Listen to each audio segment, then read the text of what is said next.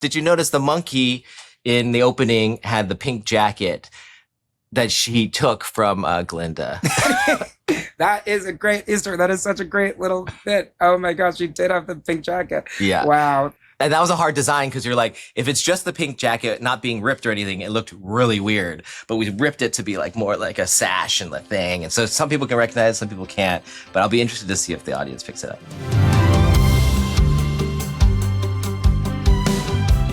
Welcome back to Wicked, the official podcast, your all-access pass into Oz. Each week, we're taking you behind the curtain of one of the most beloved stories ever told, following the cast and creative team who brought Jon M. epic vision to life. It's me, your trusted host, Chris Murphy. I'm a staff writer at Vanity Fair, and I'll continue to be your guide on this journey full of fate, magic, and friendship. Ow. Today, we're stepping into the costume, hair, and makeup that make Wicked for Good feel truly thrillifying. We'll trace the journey of Elphaba's green and Glinda's blonde, explore the hundreds of thoughtful details stitched into every outfit, and uncover the Easter eggs that reward the sharpest eyes, from Elphaba's evolving freckles to the transformations of Bach, Fiyero, Nessa Rose, and many more. We'll also hear from the brilliant minds who crafted every stitch and braid: hair and makeup designer Frances Hannon, Oscar-winning costume designer Paul Tazewell, and of course, director Jon M. And from the cast, we'll hear from Cynthia Erivo, Ariana Grande, Ethan Slater, Jonathan Bailey, Jeff Goldblum, and Marissa Bodie, as they share how these wickedly stunning looks came together and shaped their performances. And a friendly reminder, from here on out, spoilers abound. So if for some reason you haven't seen Wicked for Good yet, you might want to press pause on the podcast.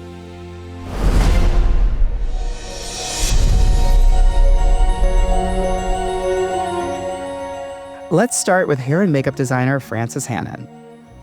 Both Cynthia and Ari very much brought to Glinda and Elphaba at their heart every day of how they visually saw that day. So we had all the bases, all the plans, all the timeline, and then they added their extra depth and their feelings and their guts each day to it.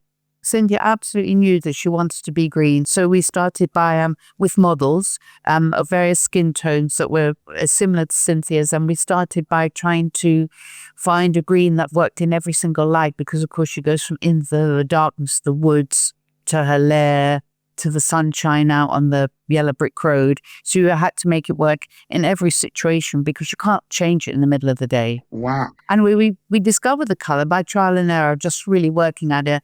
And then the new bit that I brought to it was this, was the base of it, was a neon color, and it had a fluorescent reflective quality that isn't used in makeup. So once we discovered that, we found how to make it look real. And of course, you must never forget the beauty of Cynthia is what carries it so well. The first time I saw Cynthia all green, I sobbed, of course. Here's Ariana Grande. It was just so beautiful. I remember seeing the freckles and the green contacts and immediately just bawling my eyes out. I remember the many different greens they tried as well. I remember seeing so many different, tubes of green and all the tests that I got to be there for. That was an exciting part. But once they found the perfect green and they put the freckles and picked the contact lenses, it was just such a magical moment. And those freckles, if you remember, were Cynthia's guide to where she was on Elphaba's journey as they filmed both movies at once. Here's Cynthia. The makeup, there is quite an extreme change from one to two, but it's just like little tiny changes. So the freckles, they sort of expand a little bit, and there's freckles in places that weren't there in the first film. So when I know what makeup we're in, when I see, freckles, we got a freckle on my chin, it's Elphaba 2 for sure. It's a wonderful, just a tiny little detail of use, in that way. And that's why I started. I was looking at it for shiz with her, but I also had some off the shelf little templates for freckles, and you just airbrush them on. But then once we had Cynthia, and once we were going for the real, we started by using my own ones, but then we transferred that and had one done that was made specially for her face shape. And then we also, as you know, Cynthia likes to shave her full head and her eyebrows. So I did her eyebrows with transfers, and it was I had in my kit a selection of of transfers that had been used on another production, found out what worked for her shape. And then once I found her shape, I had them replicated them for the whole of the film. And I believe it's something that Cynthia's still liking to use now, which is, wow, always a bonus, isn't it, when you discover something that an artist really loves. Watching the film side by side, it's striking how Elphaba's appearance evolves. She really does look older in Wicked for Good. And a big part of that is her hair. You took into account her family history, her mother and her father, and the little green bottle, and the history that you're bringing to the plate for when she's born and why she's born that way, and what textures that might bring into it. So you take the bigger picture into account to decide to make the end results. But I found some wonderful references of microbraids I thought were so attractive and so variable. You could do so much with them because they're so tiny. And then when she gets stronger in Wicked for Good and more emotional and freer spirited, shows that within her hair, longer, darker, wilder, show all the strengths and emotions that you can. My hair and makeup team, Sim, who was so specific about the baby hairs on this braid, on these braided wigs. There were like 4 or 5 of these things in different states and stages and lengths and colors, and a lot of hands went into this to really make it make sense and make it feel real. One signature touch from Cynthia's personal aesthetic made its way into Elphaba's design. Her long, expressive nails, which became a subtle marker of Elphaba's growing power. She brought it to the table. She brought her storyline with it. I mean, her and Mark Platt and John Chu and myself and everybody discussed it. She sort of broke it down into, originally it was broken down into her natural nails for shears, natural but naturally long. And then through her own character development, Cynthia, likewise, her nails got longer and I'm going to say more powerful and more ornate as her character developed and grew stronger. So if you were watching from the beginning of one and you go to the end of Wicked for Good, you'll see a whole story in the nails too. Beyond hair and makeup, another pillar of Wicked's visual world is the costuming, crafted with extraordinary detail by Oscar winner Paul Tazewell. Here's Paul. I am interested in giving as much depth as possible to my design choices and having them be motivated by who the character is emotionally and what their emotional story is. And then also, I want to make sure that I make them appear as thoughtful and interesting as possible. So when you think about Elphaba, the idea of a little girl who has gone through mourning and has been introduced to the color of black and then has gravitated to that as a means of armor, as a means of keeping herself safe in a way. She almost wears it as a badge.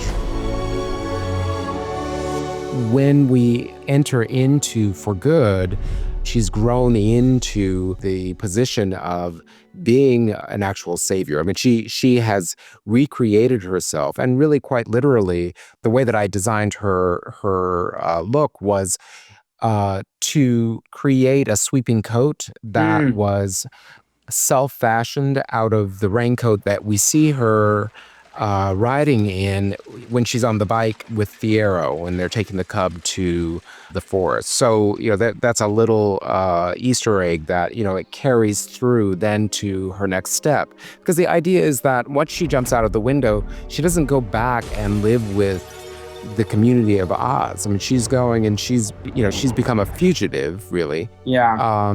But then what you realize is that her clothing is starting to deteriorate because she's been in flight this whole time. I mean, she's actively battling the guards of Emerald City. She's actively helping the animals to escape. She's really coming into contact with a lot of elements. If you look closely, you can see that her dress, the very dress that she wore to Emerald City, and the one that she jumped out of the window in, that very dress, it has shredded to become a tunic. And, the cape itself, you see the hem is shredding as well. When you follow this through, you realize that her clothing is continuing to break down as we pass through time. It carries the silhouette that is reflective of the Wicked Witch of the West archetype that we know from the Wizard of Oz film. But then it transcends that in a way that feels more powerful and more dramatic. And definitely with the addition of trousers underneath and her knee-high boots and then her broader hat. I mean, all those things, they stay somehow a shadow of the Wicked Witch of the West from the Wizard of Oz film, but then they realize themselves in a more original way as Cynthia Erivo wears it and, is performing in that power. But he was so wonderful, and we had an ongoing conversation about just like the evolution of who Elphaba becomes. So the tunic she wears underneath the coat is actually sort of like a degradation of the last dress that you see her in. And this sort of coat becomes her emblem. It's sort of like the uniform. And I had asked him if he'd made the decision about me being in trousers before or after I had gotten there. And I think he'd made it just after. He sort of like, once he knew it was me, this sort of like, it was set because we knew we were going to have something that was quite physical and we're going to be moving around. And I think something about being in trousers, because that's the kind of thing you saw of Elphaba in the first movie when she was able to start picking her own uniform and figuring out how she wanted that uniform to look. It was always the trouser with the boots. And so we sort of return to that, but we keep that sort of like the gown effect in the coat. Yes, we do. Yes, we do which have I that. Absolutely love, and that sort of like distresses as you move through the movie. When you meet her first, it's kind of tidy. It's kind of put together, but as the movie goes on, it becomes more and more distressed, more torn, more worn, until Nogadu, when she sort of rips the arms off and it becomes sort of like sleeveless, and the cape shifts and changes. What you have is sort of like that blue. It's sort of like grayed black cape that's sort of torn and worn all over the place, and then it changes color. Strangely enough, after Nogadu, what she gets actually is a blue cape, based on the colors that Fiyero used to wear. If you were to look at his suit that he wears to the Ozdas ballroom, so much of that embroidery is a similar pattern to what we have on, riding the broad hem of the Kiyamako cape that Cynthia adopts. It's also ombre'd from beautiful royal blue up into black, so it's a marriage of the two personalities in a way. It helps to redefine who she is and how she's taking on her power. Paul captures Elphaba's journey as the Wicked Witch of the West across Oz, and Cynthia was especially interested in her softer, more personal side. One of the things I really loved was sort of discovering those moments when she's not in front of everybody, when she's in her own space, when she's at home. And the one thing I was really adamant about is that I wanted everyone to see green, because up until the point when you're in her lair, you really only see arms and head, neck and hands. And I wanted to at some point remind people that this is not makeup that she puts on. It is her DNA. She is actually green head to toe. And yet they had to hold and hug and kiss and cry. So we also had that thing of making sure that the green never transferred onto any of Paul's beautiful costumes mid-scene. You couldn't afford to make, well, we did afford to make more than one costume, but Yeah. you couldn't change the costume every time we did a retake or anything like that. So that was part of the green history, was it could never transfer and it could never wear off during the day with tears or anything. And they had such emotional hugging scenes together. We really thought deep and hard about how the interactions could be to make it not transfer. One person who got very familiar with that green was Elphaba's lover, Fiyero. Here's Jonathan Bailey. The makeup department was extraordinary because obviously everything was realized, and of course it wouldn't have been a committed enough performance if I didn't come away with green in all sorts of places. Wow, you really went there. Wow, that's... Ask Cynthia and see what she says. Makeup was sort of transferring to his face. It was like it would be on his nose, and so it was hilarious. She was like, babe, you've got a little. Oh, right, okay, fine. Every moment, as long as you're mine, I'll wake up my body and make up for lost time. And as long as you're mine, there's another detail fans cannot stop talking about. Elphaba's now iconic gray knit cardigan. Here's director Jon M. Our producer Mark was like, "Where did she get this thing?" She's like, "She has magic. First of all, she can make all this stuff." And we put a loom in there. I don't know if you can't really see it, but we had to build this loom in there, which I didn't even know what a loom was. But they put it in, and I'm not even sure I'm saying the word right. But we had to put it in, so you're like, okay, if they made this, she makes stuff. She's in her house. This is her home. This is the end of the night. She's going to. This person can be here, but she's going to get comfortable in her home. Yeah. What does that look like? And I was like, can we create something whereby you can see her skin? You can see her skin head to toe. Yeah. So we ended up with this beautiful sort of like crocheted short set. My favorite and a big sweater, old cardigan. The big cardigan. Big I love cardigan that sort of like comes over the shoulder. It's like loose and like languid, and just like something. I wanted something that felt really opposite to what we'd seen before, so that you see something that's so soft, so vulnerable, so at ease, so that you knew that there is another side to Elphaba that exists out when she's not in front of people. I wanted to have it feel like it was part of the layer that she's created. The knitting pattern that we used is very much like the roots and the vines that are surrounding both of them. And it stays very organic. It has a very romantic quality in how this, because it's kind of, you're not quite sure what you're looking at, and then you realize that it's these kind of twisting vines that are creating this cable pattern. And the details kept evolving. Cynthia was shaping Elphaba in real time, always looking for one more thoughtful touch. In that scene where you see Elphaba sort of sat in her lair and she's like practicing her magic, that top was made basically overnight. Because I said to Paul, I was like, when she's at home and she's not going anywhere, but she's like practicing things, what do we want her in? And what's something that feels like it's just grown? And he sort of whipped together this wonderful piece of clothing, and that hairstyle, we set it that day because we didn't know we were going to film that that day. Wow. So I said to Sim, I think I want a crown. I think, it's like the emblematic sort of like that crown that you get when you're little is what you're taught to do when you're, and the braids are like tendrils coming down. And I was like, because we had I think half an hour to do a change from one thing that we were filming to this next thing that we were doing. We didn't know that we were going to do that day, and I was like, I know what we're going to do. And I remember I was at the wig head with the braids on, and it was me and Sim doing the hairstyle together. So I worked on that hairstyle with Sim. So that little so crown, cool. and I'm so proud of it because it was like me doing my own hair. We're going to take a quick break.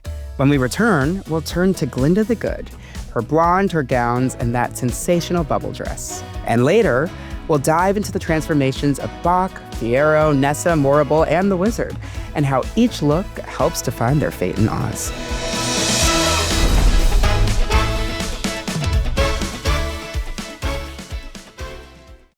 As a storyteller growing up watching movies, this is the dream. This is universal. Welcome to Scene on the Screen, hosted by me, Jacqueline Coley from Rotten Tomatoes. We're your all-access pass to the people who bring your favorite Universal films to life. We play games. These are based off of quotes. Suppose a task cannot be completed. From Wild Robot. Talk movies. It literally is a moving painting. And spill the tea. I hit our stunt performer so hard, he had the imprint of my shoe on his chest.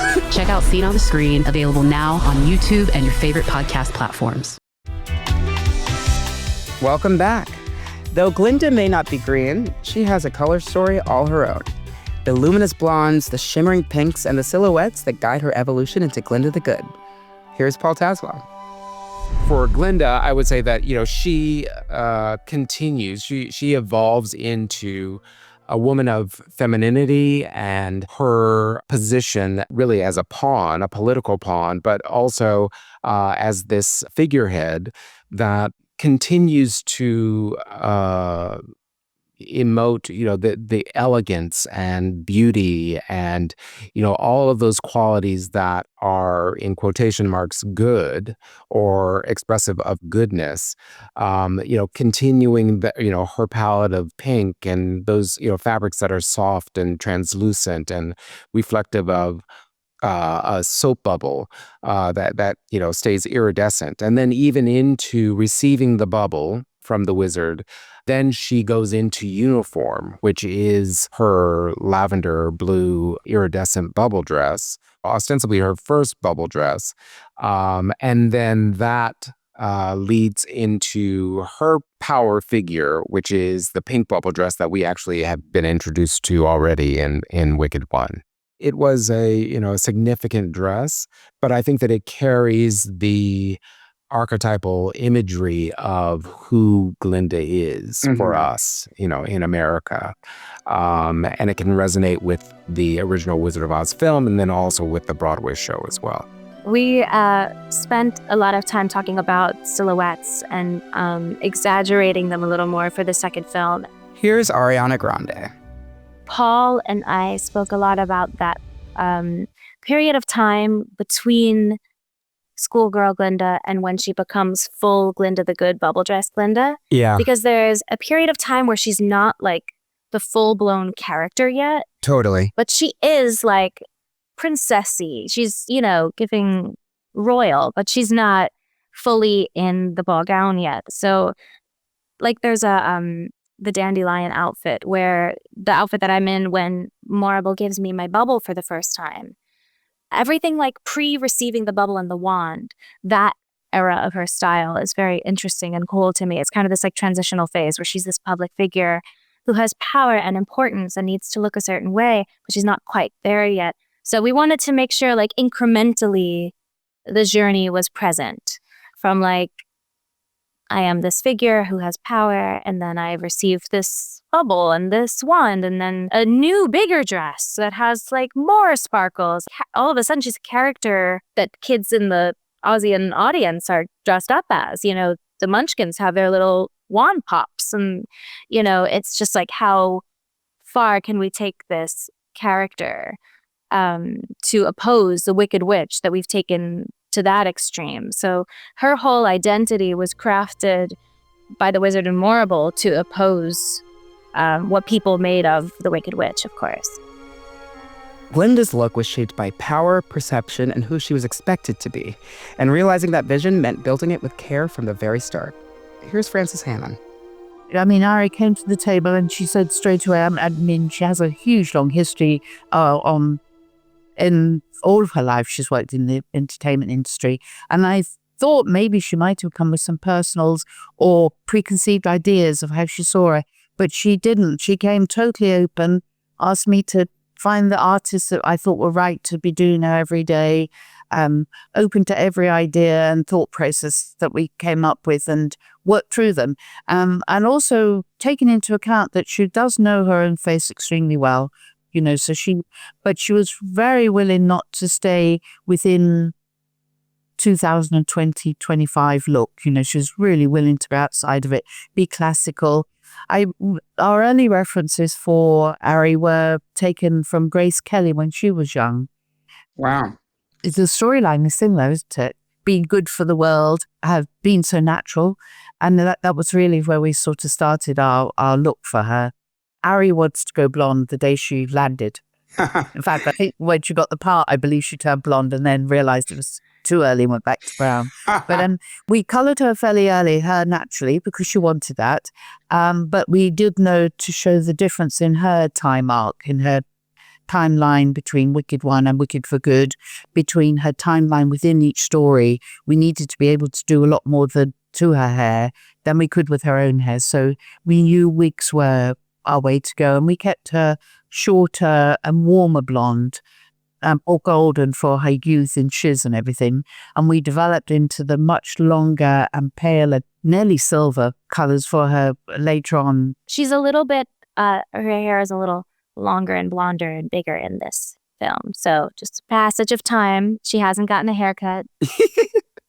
Passage of It's time. grown. It's grown. It's grown. It's fun. It's grown up and out and down. up and out and down all over. Oh, And also her makeup gets a little smokier as well. So it's like with the hair that has gotten longer, like there's more drama, there's more volume to everything. And with the makeup getting darker, it's like there's an element of like hiding, you know, she's kind of covering up and creating a character to hide in from all these truths that she's avoiding. one of Glinda's most meaningful looks arrives at one of the most devastating parts of her story, her wedding. I'm not that girl.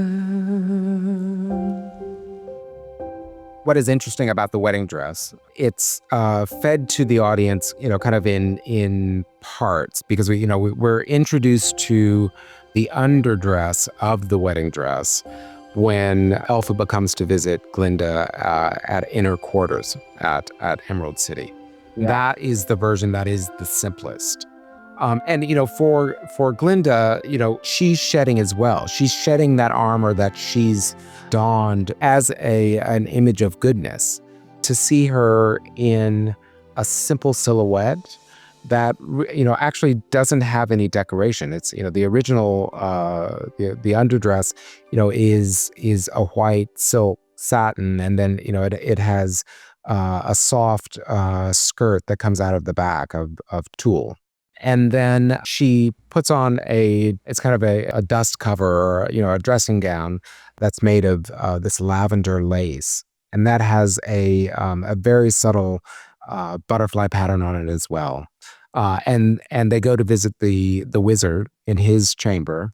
There's a big number, which is wonderful. I love how that dress moves. They're waltzing together and it moves so beautifully. But then when we are presented with her in the actual wedding between Glinda and Fiyero, it's a classic moment. And then swirling around the hem, it's a broad hem of butterflies, of dimensional butterflies, that were each individually cut out and beaded and applied to the hem.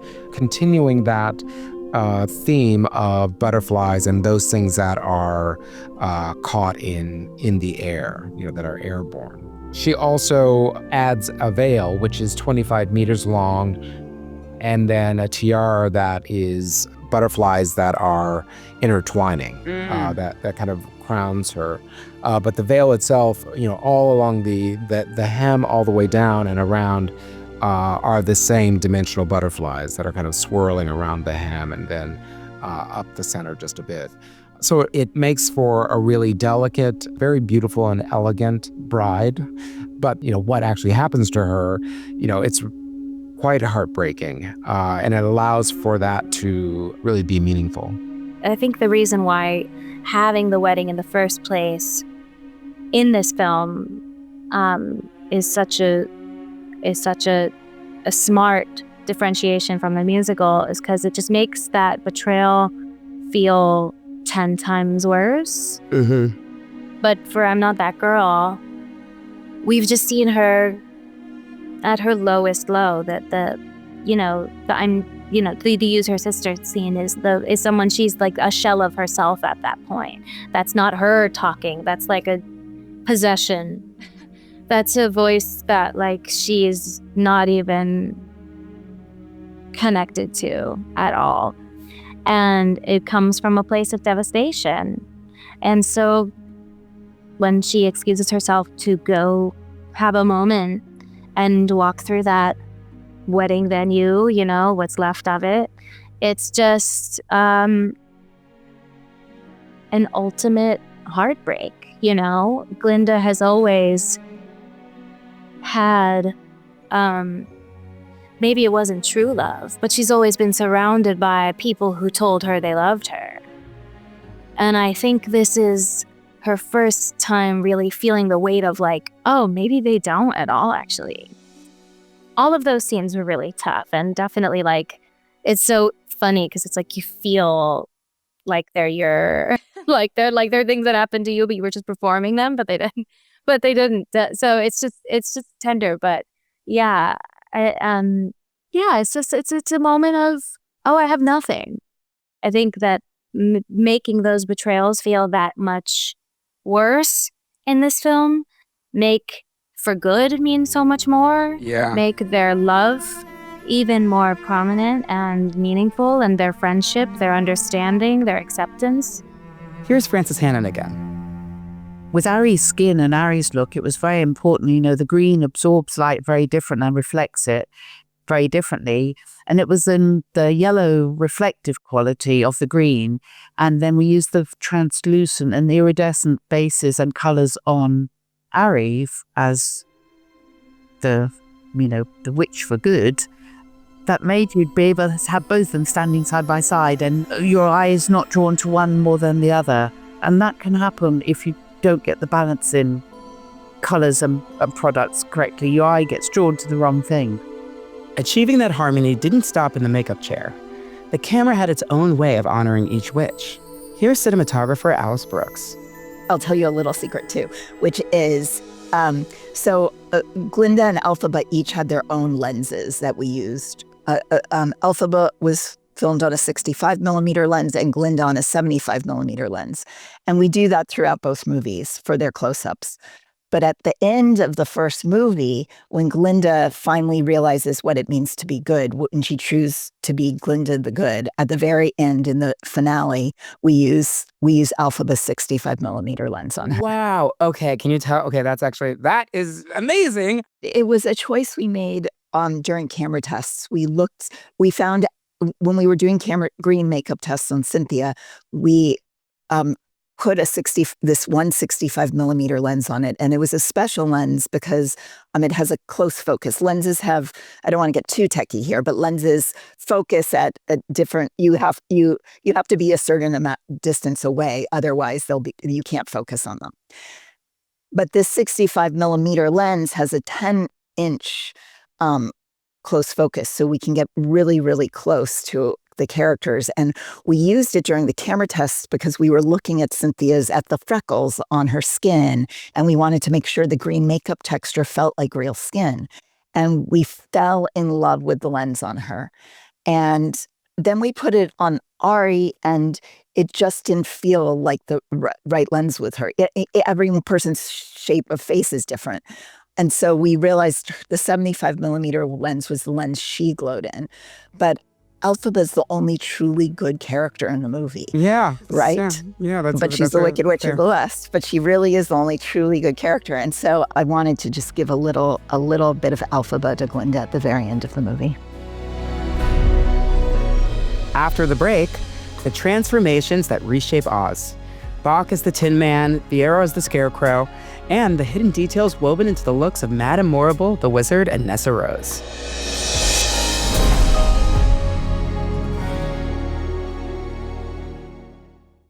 This week on Scene on the Screen, join me, Jacqueline Coley, as I sit down with award-winning costume designer Paul Tazewell, the visionary behind the stunning looks of Wicked and Wicked for Good. We take a closer look at two of the iconic costumes from Glinda and Elphaba, the subtle details you may have missed, and the Broadway shows that inspired Paul's love of costuming. Step behind the scenes of Wicked for Good and tune into Scene on the Screen wherever you listen to podcasts. Welcome back. So much thought and collaboration went into crafting the people of Oz, and nowhere is that clearer than in the heartbreaking transformations of Bach and Fiyero. Here's Jon M. I'll just say one thing about the Wizard of Oz characters and stuff. The biggest part was also the design of the Tin Man, and that is prosthetic. That's very little CG, only like the joints. Everything else is a costume and makeup. And when you see what this team was able to do, it is amazing. And same thing with Scarecrow.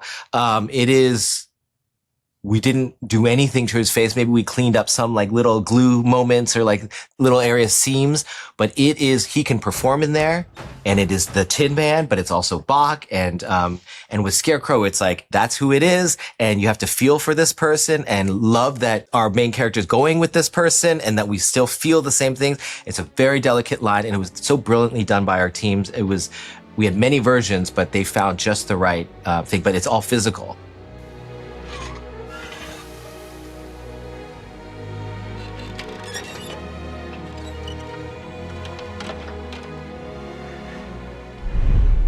That's a real pinch me moment to like be sitting in a makeup chair for 4.5, 5 hours and then, you know, look back in the mirror and you're the Tin Man is really crazy.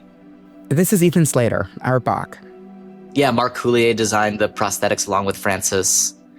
And the thing that was so special about it, that was so like unbelievable about it, is that it's like, I don't know, the silicone stuff, whatever. And then I moved and it moved with me. If I raised an eyebrow, I raised an eyebrow. Like it wasn't masking my face. It wasn't a mask on my face. It became my face. And the most actory thing ever I'm about to say, but like, it was uncomfortable in a way where I was like, I feel trapped inside this other skin. Outside in? And it's like, yeah, outside in. Yeah, right. And I was like, use it. You know, I was like, it's uncomfortable, but also like, this is what Bach feels. He feels trapped and he doesn't like, there's no way to get out. Bach's physical transformation in Wicked for Good began even before he was transformed into the Tin Man. Here's Frances Hannon again. His hair as well becomes much more structured, contained, and his uniform, as you know, is very tight. He's not loose and happy as he was in number 1.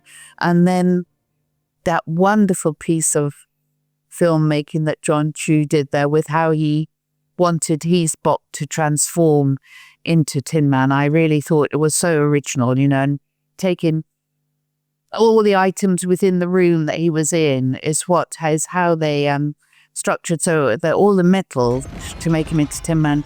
It could be the salt and pepper pots, it was the farms, it was the kettle, it was the lid, teapot lid. It was everything that was in that room. What I really feel was never lost in Bach is though he was tin, he was still Bach. You could still see and feel Ethan. And I think that was just something that was really important to Jon and Mark Platt, to make sure that you didn't lose him into some fantasy. It was still no different from the Munchkins. It was still all really real. And it's a funny thing to say when you talk about tin, but his face moved, his features were still there. You could see his tears and you could feel his pain, but he was metal and not flesh.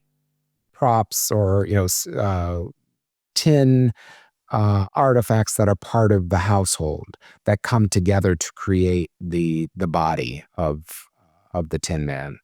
So he's got like a water jug that is part of his leg. Here's Paul Tazewell again. A base piece that was silver that was part of his arm. And, so we were cobbling together, and actually in creating that costume, we were looking at actual pieces, actual vintage pieces, and then casting those and applying them to the costume. Wow. So that it felt as authentic as possible, because we knew that we wanted to have that feeling of pieces around the room coming together magically to create the Tin Man. And then it's topped off with the iconic funnel as well. While Sweet Munchkin Bach becomes a very angry Tin Man, Frances Hannon also had to transform Jonathan Bailey, now people's sexiest man alive, into the Scarecrow. Johnny Bailey can carry anything. I mean, such exquisite shape, face, body, everything. So we went much taller in his hair. We added really strong highlights. And the reason for that was because we had to turn into Scarecrow, but it had to still be believable that he and Elphaba could still connect so well. So taking the blonde in the hair and make it then into straw and barley and hay. And it was the first wig I ever made that Jon liked it straight away. We were going to go with options of how to do the transformation, but it was keeping that hair to look real, but it not being hair, being the field, and then making the skin. He didn't want him to be sack-like as the original Straw Man. We kept completely Jonathan Bailey's face. We changed his eye color for Fiyero to blue, the blue-eyed boy, but we kept his natural hair color, which is really dark and earthy. And we really just changed the texture of his skin with prosthetics, but kept his jawline, kept his eyes so they were really clear and you could see all that love for Elphaba showing through. Well, the conversations were amazing because that was one of the first things, with Frances Hannon, just really going, what could this be? And it was entirely collaborative. Here's our Fiyero, Jonathan Bailey. I think Frances' idea was that the magical spell draws in what's around the sort of conjuring. And so if it had to be elemental, and I loved that idea that it was burlap, and I just wanted to see the pain of the sprouting of the hair. And we talked about sort of like using flint. I mean, we went so far to pull it back, as you should do with every creative process. But, there's times where we were like, could the teeth be flint or could they be burlap? Ooh. And then, it was an incredible thing to then have your head scanned in 3D and for them to build this thing around you. And we decided about the contact lenses, and one of it's to take a lyric very literally, but he says, you've got me seeing through different eyes. And this idea that even in performance, that there was an honesty, and the way he sees the world, even after being turned into a scarecrow, is a more sort of clear and honest lens, maybe. But yeah, it was like really extraordinary and a real privilege to basically wear someone else's work, their art. Yeah. There was nothing about it with CGI or put in post. We kept tweaking, and Jon was brilliant because it was things like raising the hairline and changing the eyebrows, just wanting to make the face, I guess, evidence. And what's so extraordinary about the work is that it literally does move. Mm-hmm. It gives you great cheekbones as well. High cheekbones. And a jawline to die for. Ooh, I love that. Yeah, love that. But what I also really enjoyed, which actually in the film, there isn't really the story space to explore it, but the Ray Bolger, we did a camera test where I managed to just unleash my Scarecrow on the Yellow Brick Road. And we got the Ethan as Tin Man and Toto and our friend Dorothy. We were going up and down doing the iconic strut and trot, and so that was like incredible. And I took a lot of time playing around with the physicality as well, which was brilliant. And it's interesting when you really think about Fiyero, and you go, because he really creates a performance to manipulate Dorothy into getting him to Kiyamako. Yes, he does. When really thinking about that, that was to me the bit really sort of exciting and thrilling reality of like what must have happened for him to also not allow Bok as the Tin Man to identify him either. So because they were all friends. They're over here, exactly. But yeah. So then it was just like real fine tuning, and the reason why I'm saying that is because so much of it is in the Paul Tazewell and Frances design, but it came all together with Chris Scott as well, and there were various different versions of his discovery of Elphaba and the walking off in the distance at the end, and I said, Jon, but the Scarecrow in the Wizard of Oz, famously at the end of every scene, he falls down and Dorothy picks him up. And he was like, we can't have that as the final. You fall like the last bit of the movie. Even if he's doing it just to cheer her up. But yeah, no, we basically decided, and it makes perfect sense that actually, literally, Elphaba gives him his legs to stand on. Fans of the musical probably recognized a few Scarecrow nods in the choreography for Dancing Through Life. And Paul Tazewell added his own Easter eggs to the costumes along the way. If you look at his shirts and some of the embroidery that we use, some of the imagery of the embroidery that we used for Wicked, we're starting all the way back there. So there are shafts of wheat that you see kind of peppered through his costume story. For Good, he's part of the Wizard's Guard, and his uniform is based on a hussar's uniform.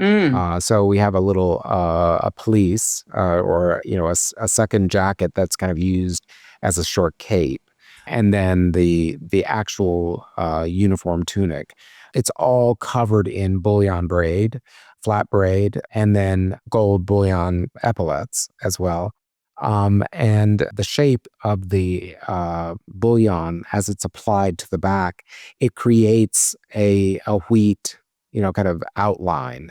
Like the wheat shaft, you could kind of see in the outline. And again, it's this, it's an Easter egg of what is to come, and how he will evolve. And then, if you think about how he's going to evolve, that bullion transforms into woven straw. And then, his silhouette is much like, and it's completely informed by the original Scarecrow of the Wizard of Oz book, the original illustrations. Another character design full of Easter eggs belongs to M herself, Madame Morrible.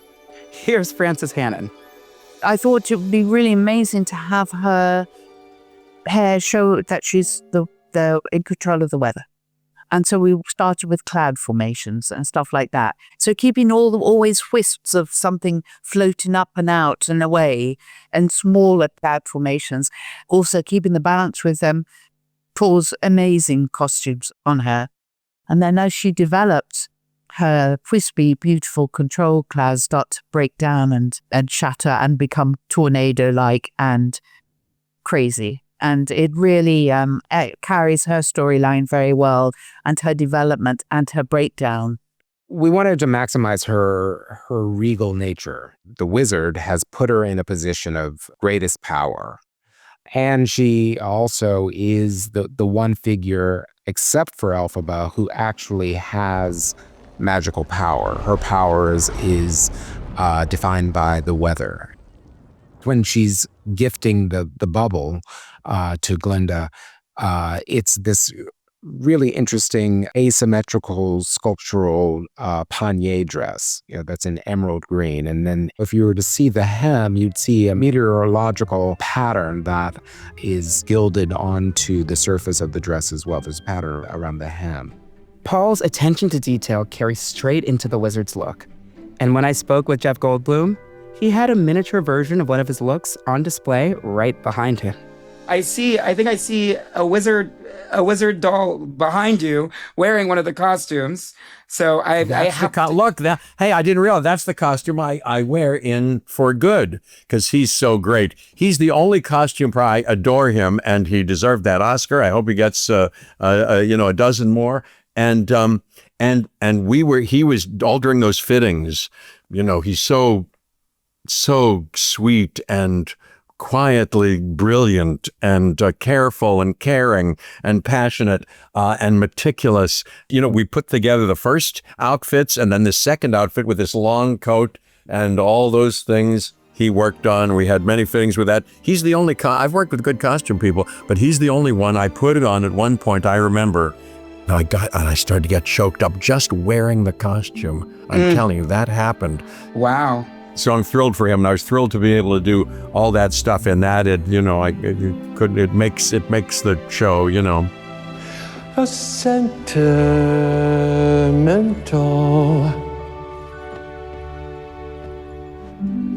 man.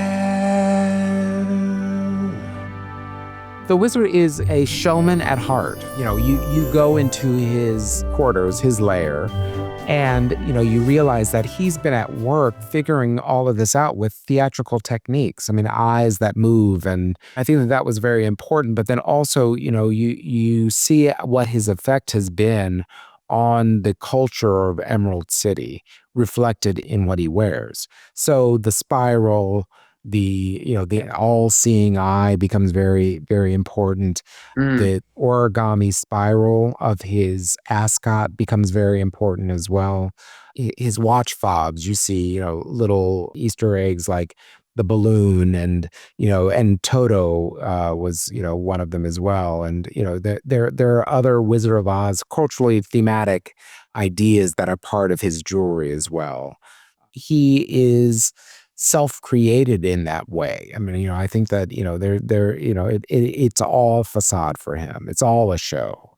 And I wanted to make sure that when we are introduced to him in For Good, he's in his dressing gown, which kind of it alludes to this bon vivant Oscar Wilde kind of figure, kind of a dramatic figure. The poppies allude to the Wizard of Oz, and that whole idea of opium and falling asleep, and his connection to the green bottle, and and what that connection is with Mrs. Throp, and it's all intertwined.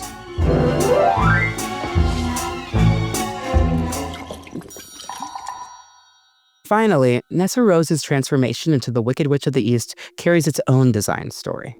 The idea behind Nessa Rose, one, just to mention, she doesn't go to black, she goes to aubergine. So it's a very, very dark purple tone. Aubergine. More eggplant. But it does become very austere because she, once her father dies, she loses all innocence. And the whole idea of the creams and whites, was to keep her in that mode of innocence. And then it turns into and corrupts into this rigid figure that is Nessa Rose, as and we see it reflected in her hair that Frances Hannon so beautifully created, and then also in the asymmetrical closing of her dress as well.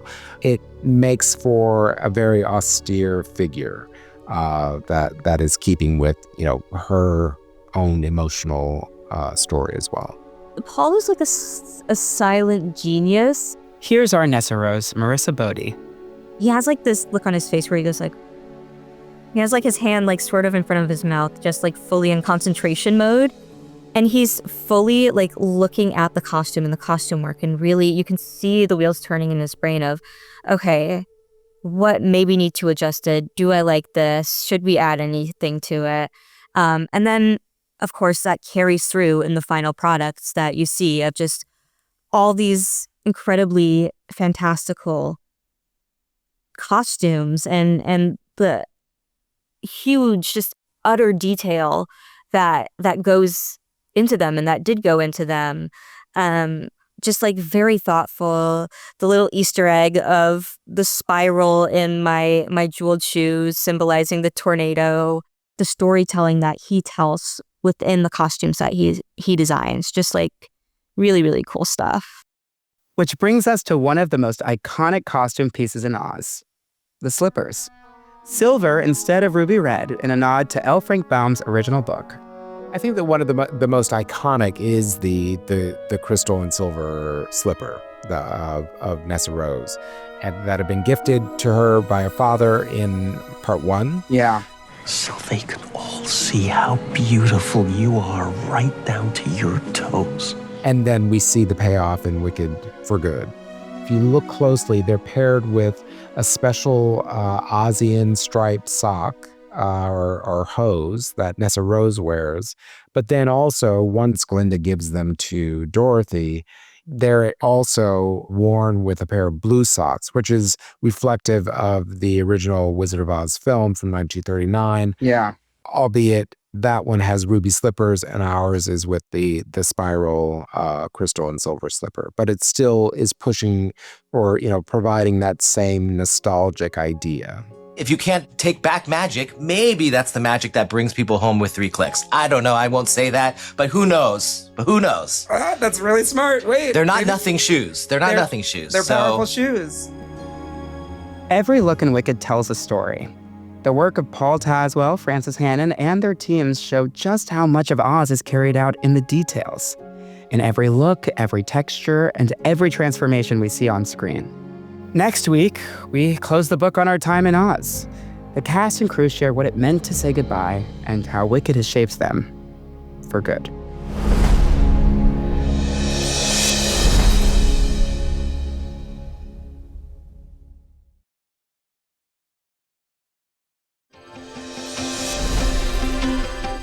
The official Wicked podcast is a Straw Hut Media production in association with Universal Pictures and Vanity Fair, hosted by Chris Murphy.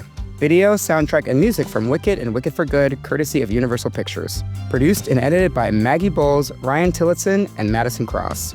Mixing, sound design, and video editing by Silvana Alcala.